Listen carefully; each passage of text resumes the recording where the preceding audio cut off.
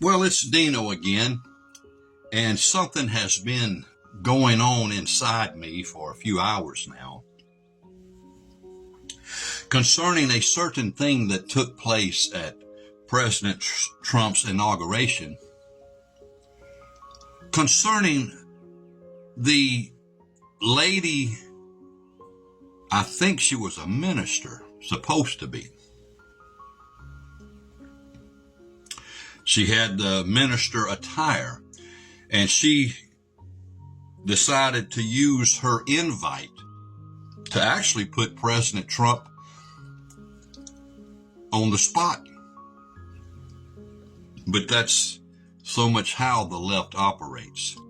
To my understanding, this lady is a lady that is for homosexuality and gay marriage, transgender re-identification, marriage re-identification, all of that. And then she also went down the lane of the immigrants. And she pleaded embarrassingly. She tried to put President Trump before, on the spot before all the world with her plea.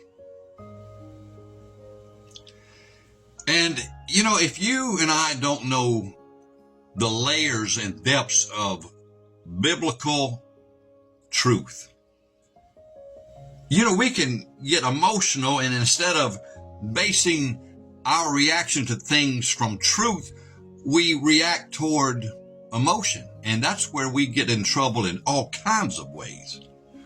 I mean, when temptation comes, we're supposed to ignore the feelings we're getting under the temptation that's saying to us, oh, this is going to be so delightful if I will only do it.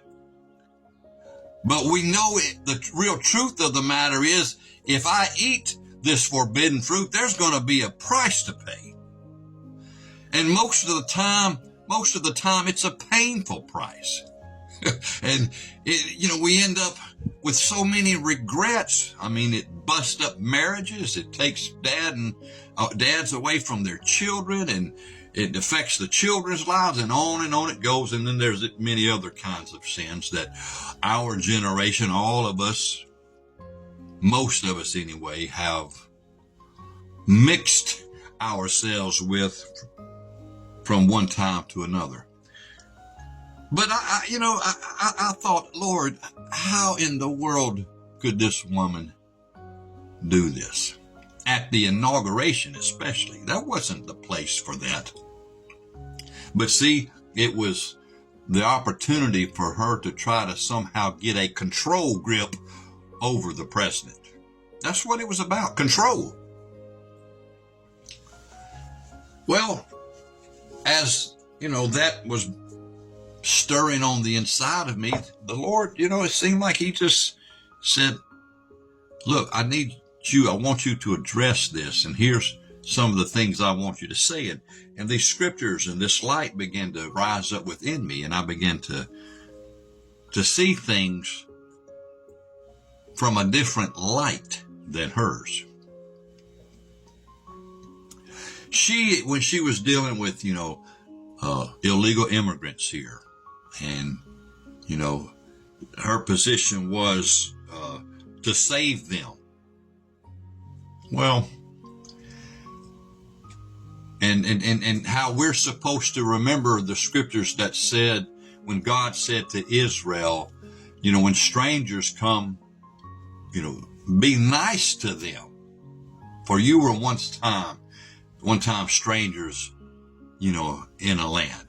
And, if you just left it at that, we just think, well, yes, we've got to be compassionate. But see, that's not the full story of what Jesus, the Lord, had advised Israel on concerning strangers. First of all, when, God was fulfilling his promise to give Israel the promised land, They were going to have to believe God, trust God, and fight. It was not just going to be, here it is, you don't have to do anything.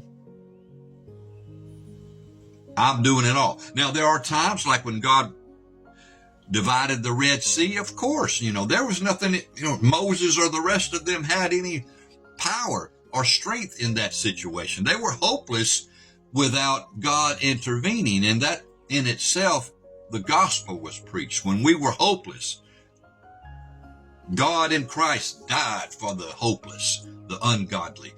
And the cross of Christ was like the parting of the sea. God did the impossible. What was impossible for man in saving himself, Jesus said, God did through the blood of his own cross. And of course, the children of Israel walked across on dry ground, got to the other side, then God collapsed those congealed, frozen walls upon the armies of Pharaoh, and all the other water fell on top of that, and well, that was the end of them. And then as time went on, God's still dealing with a rebellious people, just like he deals with you and I. I don't throw stones at nobody. I don't have a right to.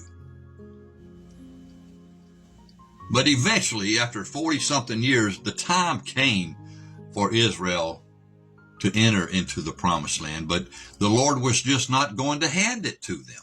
It wasn't that kind of promise. Yes, he promised them that they would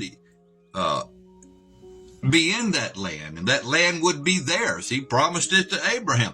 But it was not going to just, God's going to, take a magic wand, which he could have. He's the universe creator. He could have, but he didn't. Israel, the men of Israel, were to co-labor with God in battle. And they were sent forth into the promised land and by the command of God. And there was things that God said to Israel about those people. And see, even this, people, if you don't understand the covenant, and if you don't understand redemption, and you don't understand biblical wisdom, you don't understand why God commanded the armies of Israel, when they went into a certain village or city, leave none alive. People will say, well, God's just vicious and mean, isn't he? Well, see, that's because they don't know the deeper depths of the scriptures. The reason God had the Israel people do that was because he said, if you tolerate them, these people were so infested with evil, demons, wickedness, and their minds were so darkened, man, there was no changing them. They were wicked. What kind of wickedness, do you know? Moms were sleeping with their sons sexually. Dads were sleeping with their daughters sexually. Brothers were sleeping with their sisters sexually. People were sleeping with animals, bestiality.